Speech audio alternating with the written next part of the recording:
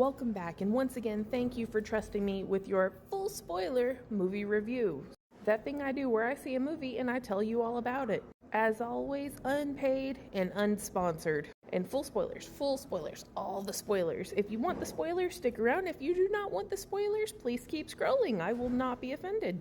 Once again, spoilers. Okay, here we go. So I just walked out of tarot about 10 minutes ago. So here's the thing. I've never used a tarot deck. I had one person read my cards once, but I trust her with my life. And my knowledge regarding paganism and or witchcraft is very minimal. But that leaves me with a boatload of questions. But let's get through this and we'll ask them as we go. So it's a group of 7 people, which 7 is a big-ass ensemble. I'm doing this while I'm waiting on the second movie to start, and I feel very self-conscious. Anyway, this big-ass ensemble of 7 people are staying at like this Airbnb, and then they find a tarot deck in the basement. And one girl's been reading cards for years, but they bring it all the way upstairs so that they can read it. And then, like, when she's getting ready to read it, she's like, I don't know, I don't think we should read it. It's bad luck to use somebody else's deck. Now, again, I don't know much about anything, but if I'm not mistaken, it's more than a little bad luck to use somebody else's deck, especially without permission. Like, you don't even touch somebody else's deck.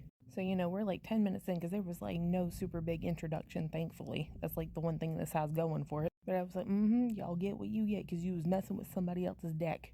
And after that, I lost all sympathy. Well, we had to go through each and every one of these 7 people, and somehow they're all different astrological signs. Because convenience. Well, this deck has some really scary creatures painted on them that are hand-painted, and those are the things that are coming to life and ending you. So, like, one girl gets taken out by the hangman, and the other the magician. Someone gets stabbed by the swords. But my question is, what if you pull the lever? Or the cups? Like, I imagine if you get the watchtower, you're going to fall off a building, but what if you get the cups? Is somebody going to poison you? Anyway, so the first girl pulls the high priestess, and then she falls out of the attic after she went up into the attic after some scary stuff was happening. And the high priestess is just pulling this ladder up and slamming it back down on her. I was like, good lord, the priestess got gains. I want to see her at the gym. Then the second guy pulled the henchman, the hash-slinging slasher. I don't remember what the name of it is, but he gets hit by a train. After walking through, they are in a huge city, and these are the only people. I don't think the production could hire background actors, because in this whole city there was nobody that walked past him.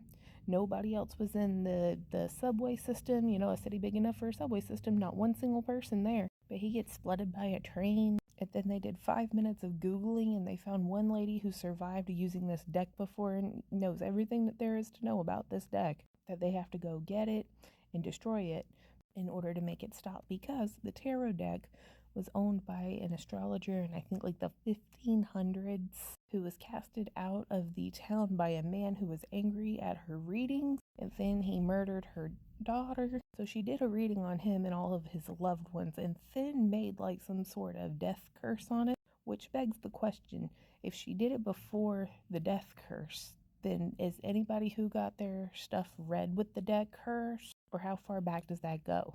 I mean, how does it know which one to curse? But anyways, they have to destroy the deck in order to lift the curse. Which also, couldn't you just like do some sage over it?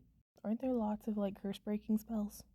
And then like 2 of the monster guys have their own songs. There's like the Jester, which was terrorizing a guy in an elevator who actually makes it out, but then he tries to explain it at the end of the movie, but it still doesn't make any sense. The other one's the magician, but he also has his own song, even though this was talking about a priest from like the 1600s who casted this, so I don't know how they know what music is.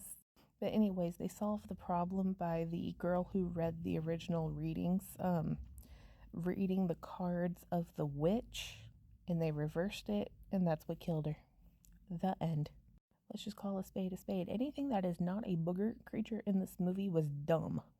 The jump scares were good, but it's like for each monster thing it gets at least 3 jump scares, and that gets to be too much. And I don't think that's how tarot works. But please feel free to correct me. Also, if you're afraid of clowns, maybe don't do this. So did I like it? No. That's what you get for messing with somebody else's cards. I'm giving it a 4 out of 10 because all the monsters were really amazing looking, and whoever designed them deserves their props. So 4 out of 10. Okay, bye. You gotta know when to hold 'em, know when to fold 'em, know when to walk away. I don't know any songs regarding cards.